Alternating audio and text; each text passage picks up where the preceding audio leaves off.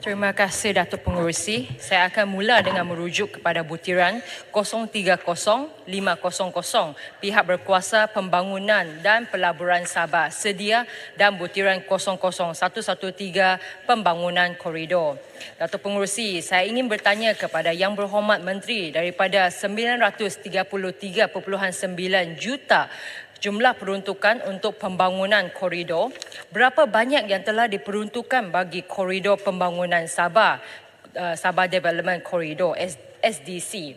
Jadi sedia ialah pihak berkuasa sebagai one-stop authority dengan izin untuk memacu SDC.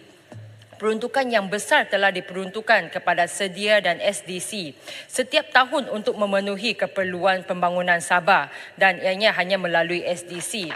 Justru soalan saya adalah apakah sasaran ekonomi khusus yang telah dicapai oleh SDC setakat ini?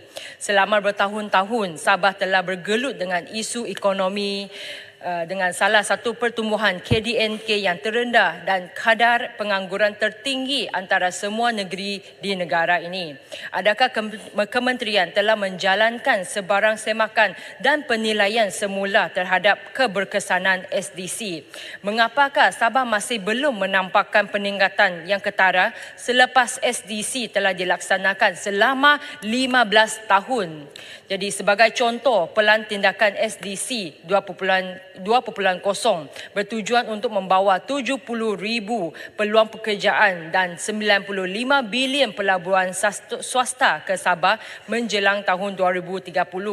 Adakah ini realistik dan boleh dicapai? Adakah ini hanya satu lagi kertas kerja untuk kelihatan bagus bagi pembentangan PowerPoint? Contoh yang lain, salah satu inisiatif SDC iaitu Palm Oil Industrial Cluster 2.0 POIC 2.0 adalah untuk menjadikan POIC di Lahad Datu dan Sandakan mampu menarik pelabur dan meningkatkan pembuatan hiliran nilai tambah. Namun saya dapati ini adalah sebagai satu jenaka. Bayangkan sejak 2008 ketika SDC mula dilancarkan, bukan sahaja kita masih belum melihat sebarang aktiviti hiliran kelapa sawit di Sabah, POIC di Sandakan juga sehingga kini masih kekal sebidang tanah yang lapang tanpa ada pewujudan mana-mana kilang. Jadi kini mereka mahu melakukan POIC 2.0. Ini adalah tidak masuk akal, Yang Berhormat Datuk Speaker.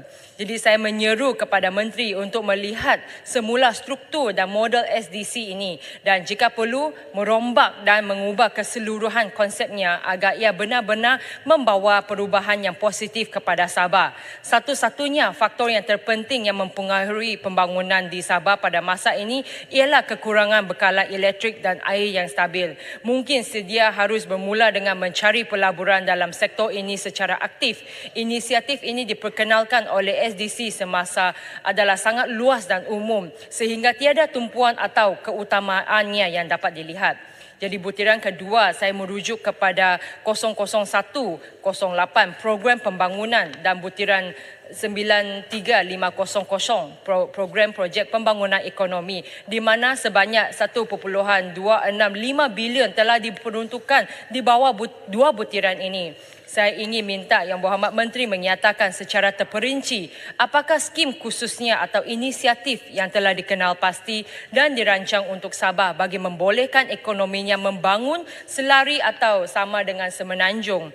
Apakah sasaran jangka pendek dan jangka masa panjang Kementerian bagi pertumbuhan KDNK Sabah dan kadar pengangguran yang ingin dicapai menerusi program ini? Jadi adakah Kementerian akan memberi sebarang insentif untuk menangani ketidakseimbangan dari segi pembangunan ekonomi antara Sabah dan Semenanjung? Sekian dan terima kasih. Terima kasih Yang Berhormat Sandakan. Dipersilakan Yang Berhormat